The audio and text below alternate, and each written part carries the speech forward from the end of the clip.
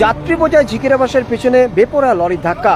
ঘটনায় শোরগোল পড়ে গেছে বাঁকড়া দোতলা এলাকায়। বাসের মধ্যেই ছিটকে পড়ে আহত হন শিশু, মহিলা সহ 6 থেকে 7 জন। ঘটনাটি ঘটেছে হাওড়ার বাঁকড়া দোতলা বাস স্ট্যান্ডে। যেটা স্থানীয় সূত্রে জানা যাচ্ছে, বাসটি ঝিকিরা থেকে যাত্রী নিয়ে হাওড়ায় আসছিল। আহতদের স্থানীয় একটি বেসরকারি হাসপাতালে ভর্তি করানো হয়েছে। এই ঘটনায় বাঁকড়া ফাঁড়ির পুলিশ এসে লরিটিকে আটক করেছে। কল্যাণ অধিকারী, আমতা 24/7। করে আসছিলাম, পেছনে লরিতে ধাক্কা মেরেছে। এবারে বাসটা দাঁড়িয়ে ছিল, প্যাসেঞ্জার নামাচ্ছিল, তার মধ্যেই লরিটা পেছন দিয়ে ধাক্কা মেরেছে। আমরা যাচ্ছিলাম অঙ্কুরাটি থেকে হাওড়া যাচ্ছিলাম।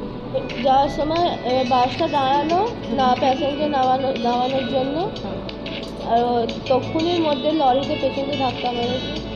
তার মধ্যে এবারে পেছনে কাঁচ ভেঙে পুরো আমার গায়েতে পড়ার পর ওই মাথা ফাটা ফেটে ওই অবস্থা। স্থানীয়দের পক্ষ থেকে যেটা জানা যাচ্ছে, ঝিকিরা থেকে হাওড়া আসার পথে হাওড়ার বাঁকড়া দোতলা মোড়ের কাছে যাত্রী বোঝাই ঝিকিরা বাসটির পিছনে দ্রুত গতিতে আসা একটি লরি ধাক্কা মারে। ওই সময় বাসটি যাত্রী নামাচ্ছিল। বাসের পিছনে ধাক্কা লাগায় বাসের মধ্যে ছিটকে পড়েন যাত্রীরা।